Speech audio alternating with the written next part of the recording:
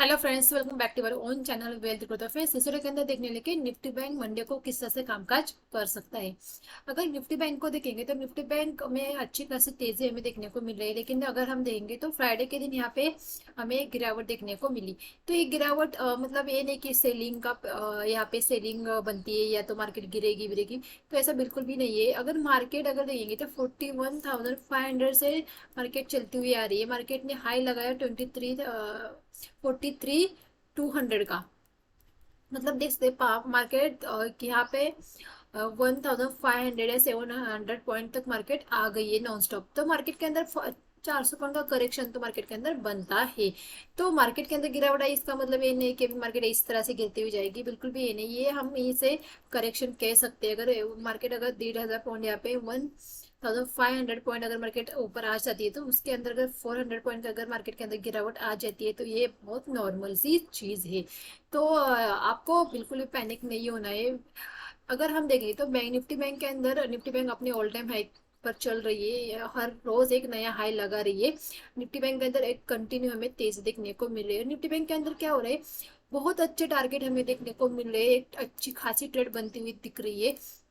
अगर देखेंगे मैं आपको दिखाऊँ तो यहाँ से देखिए, यहाँ से मार्केट कितने पॉइंट्स यहाँ पे चली है। मार्केट नॉन स्टॉप अगर देखेंगे यहाँ से, यहाँ से देखिए मार्केट कंटिन्यू कंटिन्यू यहाँ से रैली करती हुई आ रही है। तो एक करेक्शन छोटा सा आ गया तो कोई बात नहीं, फिर से मार्केट अपना ट्रेंड कंटिन्यू कर सकती है। निफ्टी बैंक को अगर देखेंगे तो अगर ट्रेंड को अगर मैं देखूँ तो यहाँ पे हमें एक बुलिश ट्रेंड देखने को मिल रहा है। तो जब बुलिश ट्रेंड होता है तो पोजिशनली जो ट्रेडर होते हैं वो क्या करते हैं, बाय ऑन डिप्स की स्ट्रेटेजी यहाँ पे लगाते हैं। वो हर एक डिप में बाय करने की कोशिश कर लेते। तो हम तो इंट्राडे के अंदर कामकाज करते हैं। इंट्राडे के अंदर हम किस तरह से कामकाज कर सकते हैं, किस तरह से एक मोमेंटम को कैप्चर कर सकते हैं, इस बात को हम डिस्कशन कर लेते हैं।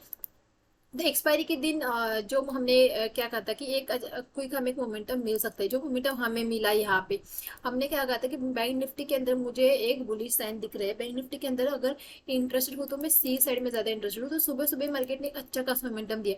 उसके बाद मार्केट यहाँ पे धीरे धीरे धीरे मार्केट ने यहाँ पे एक रेंज बनाई। जैसे ही रेंज का ब्रेकआउट हुआ, एक अच्छा खासा मोमेंटम आया।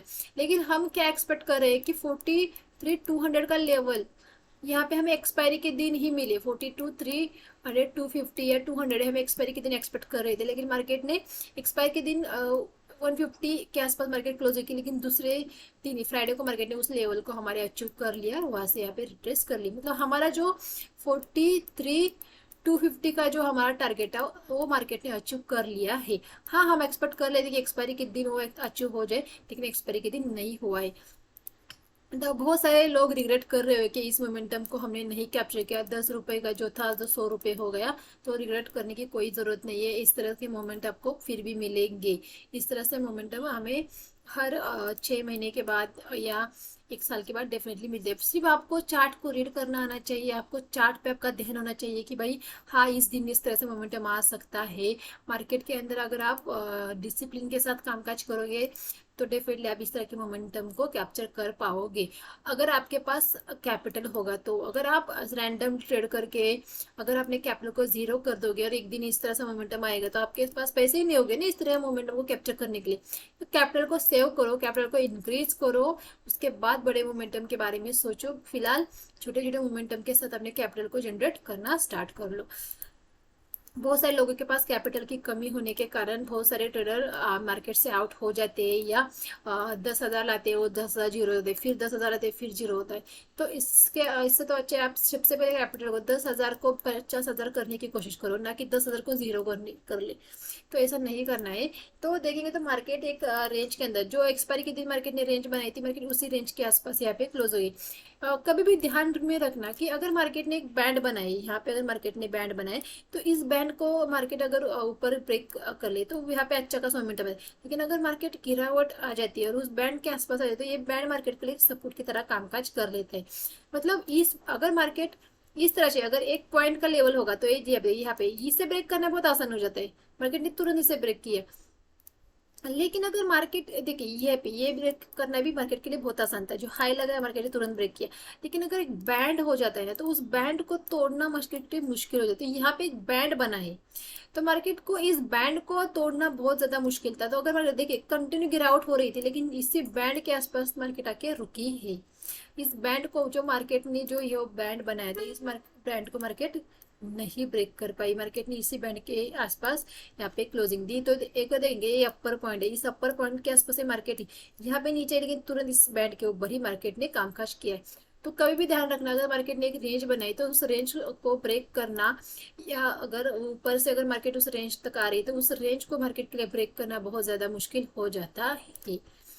तो तो हमें पता है कि अभी क्या करना है। अभी आपको आधा आधा एनालिसिस तो आपको समझ में आ रहा है कि अभी भाई यहाँ पे हमें किस तरह से ट्रेड करना है।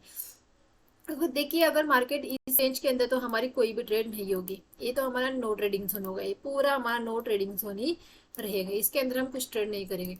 मार्केट फ्लैट ओपन होती है, मार्केट फ्लैट ओपन हो जाती है 43,100 को जैसे ही ब्रेक करेगी हम एक कॉल की पोजीशन यहाँ पे ले सकते हैं।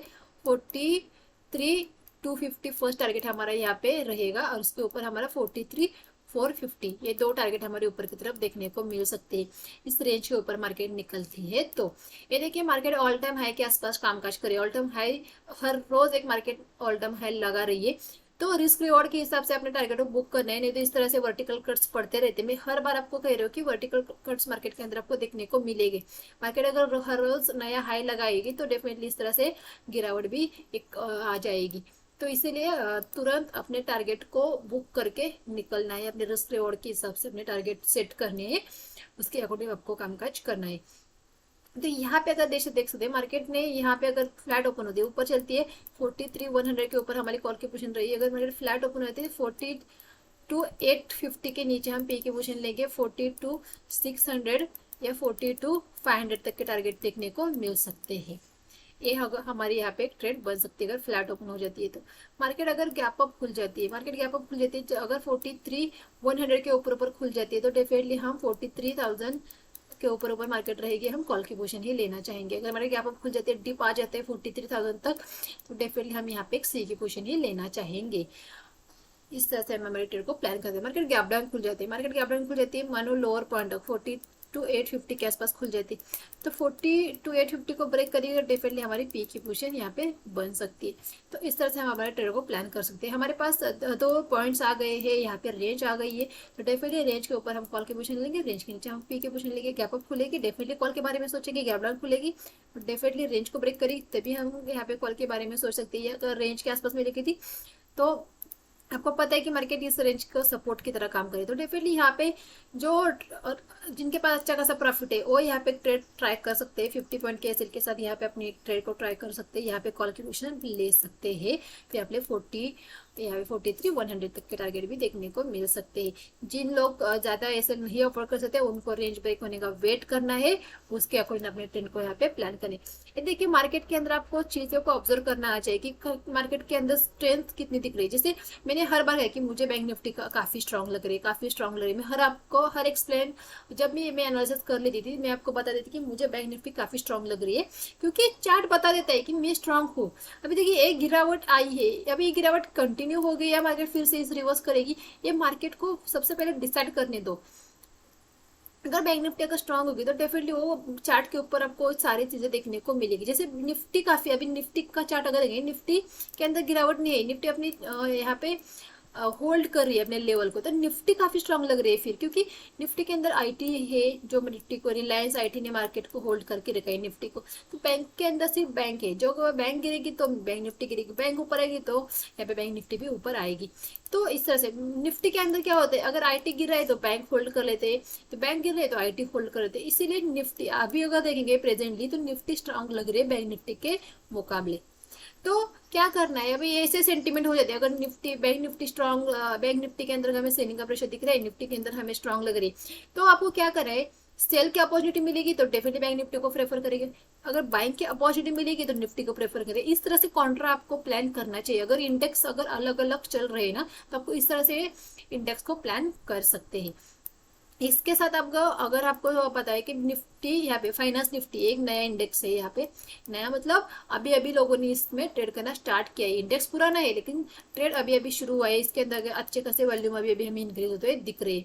आप फाइनेंस निफ्टी को भी ट्रेड कर सकते हैं। थर्सडे को उसकी एक्सपायरी, यहाँ पे ट्यूसडे को उसकी एक्सपायरी हो जाती है। बैंक निफ्टी की एक्सपायरी और निफ्टी की थर्सडे को हो जाती है और फाइनेंस निफ्टी की ट्यूसडे को, तो आप उस इंडेक्स को भी देख सकते हैं। उसके ऊपर मैंने एक वीडियो बना के रखा है, पूरा डिटेल वीडियो है, उसके अंदर में फाइनेंस निफ्टी से रिलेटेड हर एक क्वेश्चन को आपको वहाँ पे आंसर मिल जाएगा। आपने अभी तक उस वीडियो को नहीं देखा है तो डेफिनेटली उस वीडियो को देखिए। फाइनेंस निफ्टी से रिलेटेड हर एक क्वेश्चन का आपको उसमें आंसर आ जाएगा, किस तरह से आप उसे ट्रेड कर सकते हो।